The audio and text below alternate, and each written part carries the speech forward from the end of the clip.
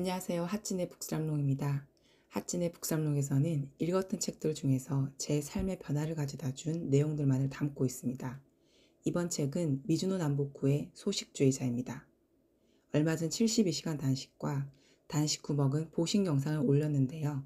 많은 분들이 관심을 가져주셔서 저도 조금은 놀랐습니다. 제가 72시간 단식을 해볼 수 있게 만들어준 책이 이전 오디오북 식탐을 해결해준 책으로 소개된 돈의 신에게 사랑받는 마법의 세 줄 노트였다면 이번 책은 뼈 때리는 문장들로 단식 후 소식을 유지하는 데 도움이 되는 책이었습니다. 평소 즐겨 듣는 채널인 책추남TV와 닥터조의 건강 이야기의 주인장이신 조한선 원장님이 추천하셔서 읽게 되었습니다. 자, 그럼 책 내용으로 들어가 보겠습니다. 이 책을 쓴 작가는 미즈노 남보쿠로 1757년부터 1834년에 살았던 사람입니다. 이 책은 작가가 뼈 때리는 문장으로 소식을 강조한 이유를 안다면 보다 책의 내용이 더 와닿기에 첫 페이지에 소개된 지은이 소개를 읽고 들어가도록 하겠습니다. 지은이 미즈노 남보쿠. 고아였던 남보쿠는 10세 때부터 술을 먹기 시작하면서 감옥살이를 했다. 감옥에서 재수의 관상이 일반인과 다르다는 사실을 발견하고 관상을 공부했다. 관상가가 말하길 칼에 맞아 죽을 관상으로 1년밖에 살 수 없으니 그 불운을 피하려면 스님이 되는 수밖에 없다고 했다. 절을 찾아가니 주지 스님은 1년 동안 보리와 콩만으로 식사를 계속하면 입문을 허락하겠다고 약속했다. 그렇게 보리와 콩으로 1년을 보내고 절에 가는 길에 다시 관상가를 찾아가니 칼에 맞아 죽을 관상이 없어졌는데 큰 공덕을 세운 모양이다 라며 축하해 주었다. 남보쿠는 여기서 스님이 아니라 관상가가 되기로 뜻을 굳힌다. 그때부터 3년간 이발소에서 일하며 두상과 면상을, 3년간 목욕탕에 때밀이를 하며 전신상을, 3년간 화장터에 인부로 일하며 뼈와 골격을 공부했다. 그 이후로 단식과 폭포 수련 등의 어려운 고행을 한 결과 사람의 운명은 식에 달다는 진리를 깨닫게 되었다. 마침내 그를 존경하는 제자들이 3,000명이 되었고 황실의 사랑을 받아 종 5위의 벼슬도 받게 된다. 그의 관상은 보잘것없었다. 키도 작은 데다 입은 작고 눈은 움푹 들어가 있으며 코는 낮고 광대뼈는 붉어졌다고 본인 스스로 기록했다. 보기 드문 빈상이었지만 음식의 절제에 따라 운명이 바뀐다는 큰 깨달음에 따라 매일 보리 한 옷 반과 채소 한 가지만 먹은 것으로 전해진다. 그 결과 말년에는 가옥과 7채의 창고를 가진 부자가 되었다. 그 당시로서는 비교적 장수에 속하는 78세를 일기로 세상을 떠났다. 이 책의 목차는 총 4부로 구성되어 있습니다. 1부 소식은 어떻게 당신의 운명을 좌우하는가. 2부 봉황은 물 이외에 어떤 것도 먹지 않는다. 3부 밥그릇의 크기를 줄일수록 부와 장수의 크기는 늘어난다. 4부 성공한 사람은 남의 덕을 말하고 실패하는 사람은 남의 탓을 말한다. 로 구성되어 있습니다. 첫 번째 내용은 일부 소식은 어떻게 당신의 운명을 좌우하는가에 소개된 애군이 낀 해에도 이를 무력화시킬 수 있다 부분입니다. 이 부분은 내용을 읽기만 해도 지은이의 이력 때문인지 소식을 하지 않으면 안 될 것 같은 무서운 생각이 들 정도였는데요. 소식이 어떻게 애군이 낀 해도 무력화시킬 수 있다고 설명하는지 들어가 보겠습니다.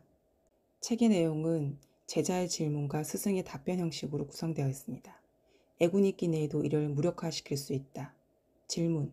스승님, 애군이 낀 해에 애군을 피할 수 있는 방법은 무엇이겠습니까? 답변. 애기 있는 해에 큰 난리를 겪는 관상이라도 항상 음식에 교만하지 않고 엄격히 절제하는 사람은 액난을 피할 수 있습니다. 인간은 생후 3살까지 그리고 41세부터 43살까지가 운수가 사나운 액년입니다. 액년의 난에서 벗어나기 위해서는 액년이 시작되기 3년 전부터 자기가 믿는 신에게 기도해야 합니다. 그 기도에는 형식이 있습니다. 자기가 먹을 음식에서 밥그릇을 줄여서 이것을 신에게 헌납하는 것이 바로 그 형식입니다. 신에게 헌납한 후 기도를 마치면 그것을 배고픈 사람들에게 나누어 주십시오. 여기에서 밥그릇이란 하루의 밥그릇이 아니라 몇 끼 중에서 밥그릇을 바친다는 말입니다. 이것을 계속하면 반드시 액난에서 벗어날 수 있습니다. 이것을 계속하면 단명은 장명으로 바뀌고 비는 복으로 변하게 됩니다. 그러나 불행하게도 대식을 하는 사람에게는 이런 일이 일어나지 않습니다. 가까운 시일 안에 대단히 좋은 일이 찾아올 것 같은 혈색이나 관상이 나타난다고 해도 실현되는 경우가 거의 없습니다. 술이나 고기를 많이 먹어 비만한 자는 평생 동안 출세할 수 없습니다. 음식을 절제하지 않으면 모든 사람이 말려는 흉한 법입니다. 술과 고기를 많이 먹는 자는 살이 쪄 후덕하게 보일 수 있지만 주육으로 혈액의 양이 증가하고 정신이 이완되었기 때문에 그렇게 보일 뿐입니다. 관상을 오래 본 고수들은 이것을 금방 눈치챌 수 있습니다. 몸과 영혼은 집과 주인의 관계와 같습니다. 주인이 방탕하면 집이 똑바로 설 수 없습니다. 절제하는 자는 영혼이 흐트러진 일이 없기 때문에 육체도 저절로 굳건한 법입니다. 영혼이 흐트러진 자가 출세와 영달을 이룬 예를 나는 아직 한 번도 본 적이 없습니다. 술과 고기를 먹지 않더라도 미식하고 대식하는 자는 섭취한 음식이 몸에서 썩어 집이 무너지기 때문에 출세와 영달을 이룰 수 없습니다. 대식하여 배가 부르면 기분이 무겁고 잠이 오기 마련입니다. 잠이 깬 뒤에도 몸이 무겁고 머리도 막지 못합니다. 이러한 현상들은 모두 과식에 의해 심기가 풀려 일어나는 일입니다. 심기가 풀리면 근육도 부러지게 됩니다. 이는 집의 기둥과 대들보가 흔들리는 것과 같습니다. 대식하면서 점차 여위는 사람도 있습니다. 이는 음식 때문에 병이 생겨서 죽기를 기다리는 사람입니다. 마지막 문장까지 강렬한데요. 저도 단식과 단식 이후 소식을 습관해 보니 이전에 배부른 상태를 느끼는 그런 식사는 이제 하고 싶지 않더라고요. 식후에도 먹기 전과 별반 다르지 않는 몸 상태가 무척 좋습니다. 이런 해석까지는 너무 오바다 싶을 수 있지만 소식 후 느껴지는 가벼운 몸 상태를 느낄 때마다 왠지 저를 더 사랑하게 된 느낌이랄까요? 그런 느낌입니다. 다음은 2부에 소개된 배부르게 먹는 것은 목숨의 관역에 활을 쏘는 일이다 라는 주제입니다. 질문. 스승님께서는 계속해서 절제를 말씀하십니다. 그러나 지금 곳간에 곡식이 가득합니다. 곡식은 사람의 목숨을 구하기 위한 것 아닙니까? 식솔들에게 충분히 먹지 못하게 하면 먹고 싶은 생각만 일어나기 때문에 큰 고통이고 형벌 아니겠습니까? 답변. 곳간의 음식을 마구 먹이면 식솔들이 방만해지는 법입니다. 몸이 먼저 무너지고 그 다음에 정신도 무너지는 법입니다. 정신이 무너지면 가세도 기울게 되는 것이 세상의 이치입니다. 농작물에 비료를 너무 많이 주면 곡식이 썰어지고 마는 것과 같은 이치입니다. 엄청난 번개와 천둥에도 끄떡 없는 나무가 있고 작은 번개에도 쓰러지는 나무가 있습니다. 영양분이 풍부한 땅에서 자란 나무는 뿌리를 깊이 내리지 않습니다. 사방천지에 영양분이 있기 때문에 뿌리를 밑으로 내리지 않고 옆으로 뻗는 법입니다. 그러나 척박한 곳에서 자라는 나무는 물과 영양분을 스스로 찾기 위해 땅속 깊은 곳까지 뿌리를 내립니다. 농작물도 마찬가지입니다. 비료를 절제하여 적게 주면 농작물이 더 많은 영양분을 찾기 위해 땅속 깊이 뿌리를 내리게 됩니다. 그렇게 만들어진 농작물은 비록 크기가 작다 해도 알찬 것이며 많은 영양분을 갖게 됩니다. 산속 깊은 곳에 자라는 산삼이 그렇습니다. 사람의 발길을 닿지 않는 산속 깊은 곳에서 향기를 발하는 송이버섯 또한 그래서 영험한 것입니다. 사람의 목숨을 구하기 위한 음식이라 할지라도 절제함이 없이 대식하고 폭식하는 것을 두려워하십시오. 영양분이 많은 땅에 자라는 나무나 비료를 많이 준 농작물과 같이 힘든 상황이 되면 쉽게 목숨을 잃게 됩니다. 사람도 검소한 조식으로 소식을 실천하면 장수하는 관상으로 변하는 법입니다. 이런 하늘의 이치를 무시하고 대식하고 폭식하는 것은 자기 목숨을 관역으로 해서 활을 쏘는 것과 같지 않겠습니까? 이것은 모두 마음이 미천한 탓입니다. 지나친 것은 모자란만 못한 법입니다. 세상에는 귀한 사람이 적고 미천한 사람이 많습니다. 대부분의 미천한 사람들은 배고픔을 채우고 혀를 즐겁게 하는 수단으로만 음식을 생각합니다. 이것을 인면수신이라고 합니다. 사람의 탈을 쓰고 있으나 몸은 짐승과 같다는 뜻입니다. 정말 뼈 때리는 문장이죠. 네 발 달린 짐승은 이리저리 쏘다니면서 허겁지겁 먹는 일만을 즐거움으로 삼기 마련입니다. 사람도 이와 같다면 인면수신이 아니고 무엇이겠습니까? 세상에 부자가 적고 가난한 사람이 많은 것도 이와 똑같은 이유입니다. 역시 2부에 있는 내용입니다. 마음을 엄격해 하면 음식도 엄격해진다. 질문. 스승님, 저는 복록수를 오래도록 갖기를 원합니다. 이것들도 음식을 절제하여 소식을 실천하면 성취할 수 있습니까? 답변. 복록수, 즉 복은 행복이고 록은 재산이며 수는 장수를 의미합니다. 행복과 재산과 수명을 오래 유지하고 발전시키기 위해서는 음식을 음종해야 하는 일이 무엇보다 중요합니다. 그러나 그 이전에 그대의 마음을 엄격히 관장하기를 당부합니다. 마음을 엄격하게 하면 음식도 자연히 엄격하게 절제할 수 있습니다. 음식은 마음인 동시에 임금과도 같은 것입니다. 복록수, 즉 행복과 재산과 수명은 절제의 신하들입니다.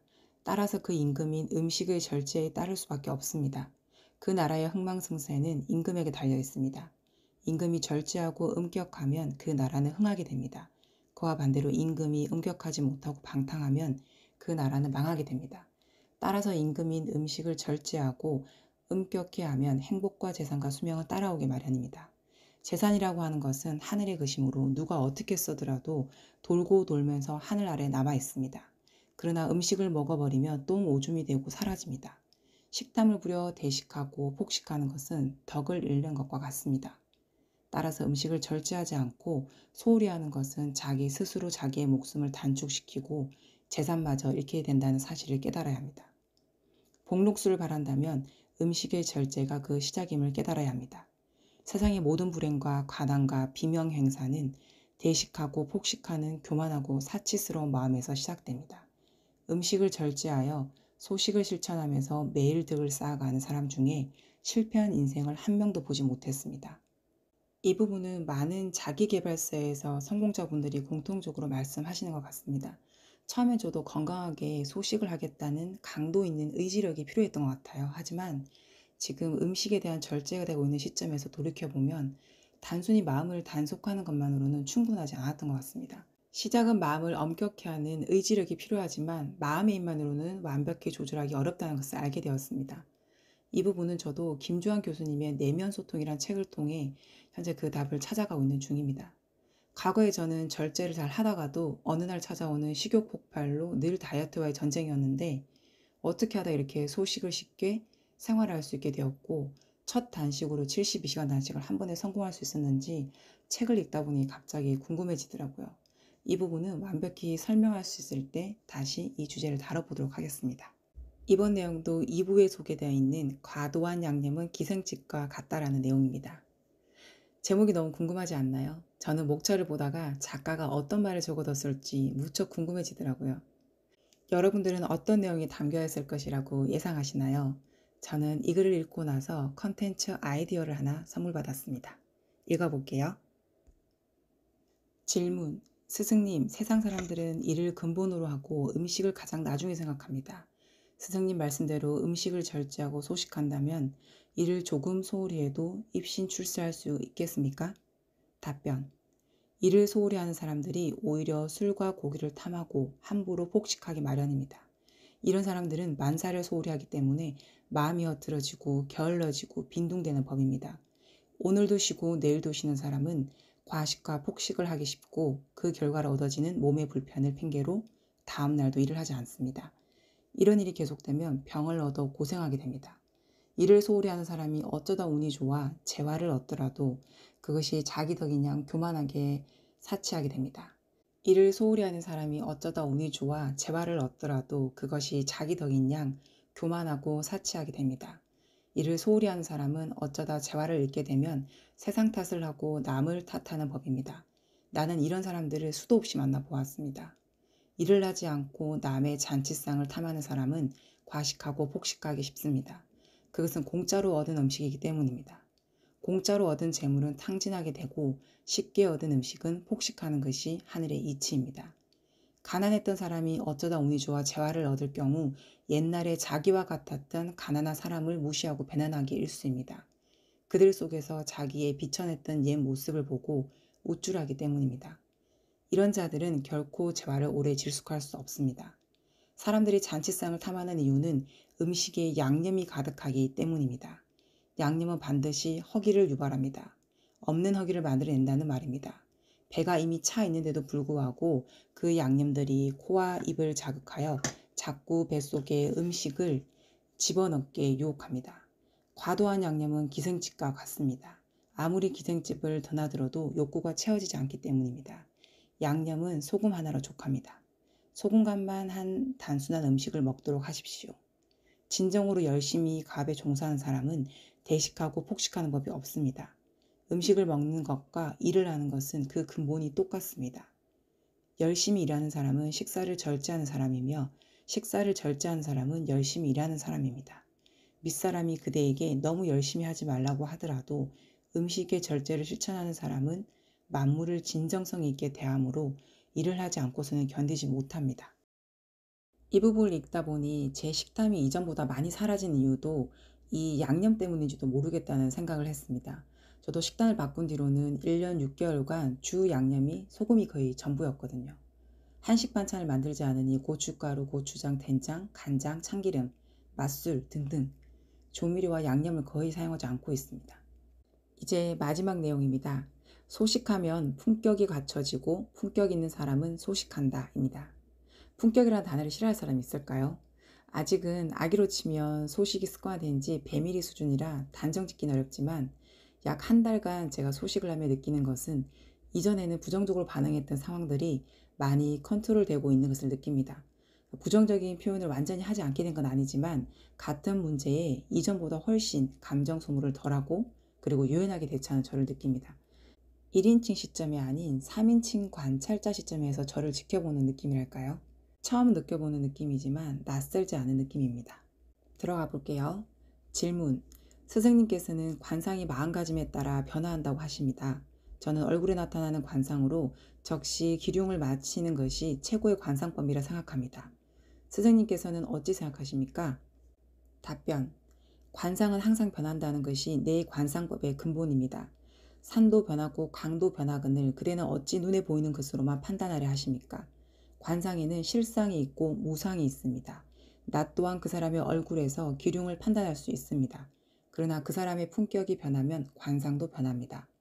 품격이 변하는 가장 큰 요인이 음식의 절제라는 사실을 알아야 합니다. 사람이 품격이 없으면 기분에 따라 음식의 양이 들쑥날쑥 변하게 마련입니다.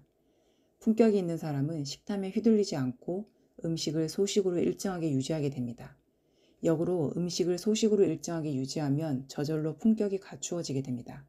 소식이라는 형식이 품격이라는 내용을 만들고 품격이라는 내용이 소식이라는 형식을 만든다는 사실을 명심하길 바랍니다.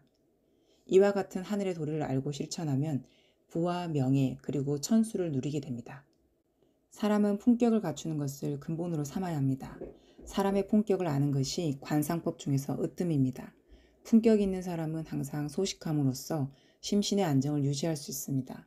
심신이 안정된 사람 중에 식탐이 있어 대식하는 사람을 나는 한 명도 보지 못했습니다. 따라서 소식과 품격은 서로 주고받는 깊은 관계가 있다고 말하는 것입니다. 이와 같은 이치를 알지 못하는 사람은 평소 신중하지 못해서 우리는 그를 품격 없는 사람이라고 칭합니다. 음식은 몸과 마음을 가꾸어 키우는 근본입니다. 음식을 절제하지 못하는 사람은 하늘의 이치를 모르는 사람이므로 어두운 밤에 방향을 잃어 길거리를 방황하는 사람과 같습니다. 비록 그 사람이 한때 불을 갖게 되더라도 한순간에 모두 잃게 된다는 사실을 깨닫기 바랍니다. 왜 모든 것을 잃게 되는지도 모르고 세상만을 탓하는 사람은 내가 무슨 말을 해도 소용이 없으니 난들 어쩌겠습니까? 이상 단식 이후 소식을 하는 데 도움이 되었던 소식주의자를 낭독해 보았습니다.